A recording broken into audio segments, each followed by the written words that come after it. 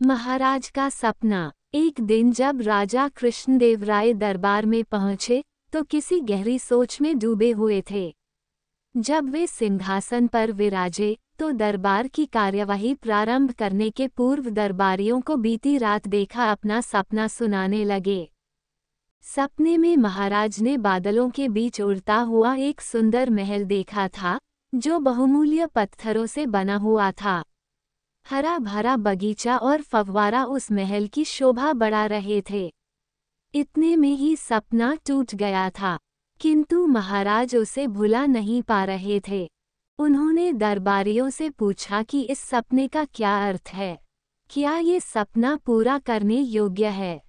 तेनालीराम कहना चाहता था कि इस तरह का सपना व्यर्थ होता है, इसे भूल जाना चाहिए। किंतु उसके कहने के पहले ही राजगुरु बोल पड़ा, महाराज, मेरे विचार में आपको ये सपना इसलिए आया ताकि आप इसे पूरा कर सकें। आपको अपने सपनों के महल का निर्माण करवाना चाहिए। राजगुरु लोभी और धूर्त प्रवृत्ति का व्यक्ति था। वह चाहता था कि महल निर्माण की जिम्मेदारी उसे दे दी जाए ताकि वह निर्माण में व्यय किए जाने वाले धन को स्वयं हड़प ले। तेनालीराम राजगुरु की योजना समझ गया था, किंतु वह कुछ कहता उसके पहले ही महाराज ने महल निर्माण की जिम्मेदारी राजगुरु को सौंप दी और उसे अगले ही दिन से कार्य प्रारंभ करने का आदेश दे दिया। दिन गुजरते रहे, राजगुरु ने महल निर्माण का कार्य प्रारंभ नहीं किया।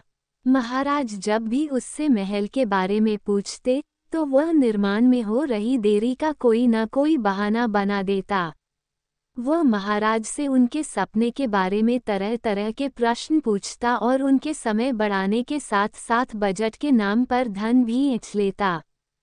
एक दिन महाराज कृष्णदेव राय के दरबार में एक वृद्ध व्यक्ति आया और न्याय की गुहार लगाने लगा। महाराज अपनी न्यायप्रियता के लिए प्रसिद्ध थे। उन्होंने वृद्ध को आश्वासन दिया कि उसे न्याय अवश्य दिया जाएगा और उससे उसकी समस्या पूछी। वृद्ध व्यक्ति बताने लगा कि वह एक धनी व्यापारी था, लेकिन एक सप्ताह पहले उसका धन लूट लिया गया और उसके परिवार की हत्या कर दी। महाराज से पूछा कि क्या वह जानता है कि ऐसा किसने किया।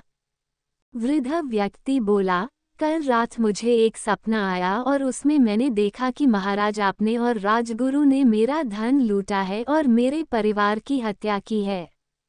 ये सुनकर महाराज क्रोधित हो गए और बोले, क्या अनाप शनाप बक रहे हो?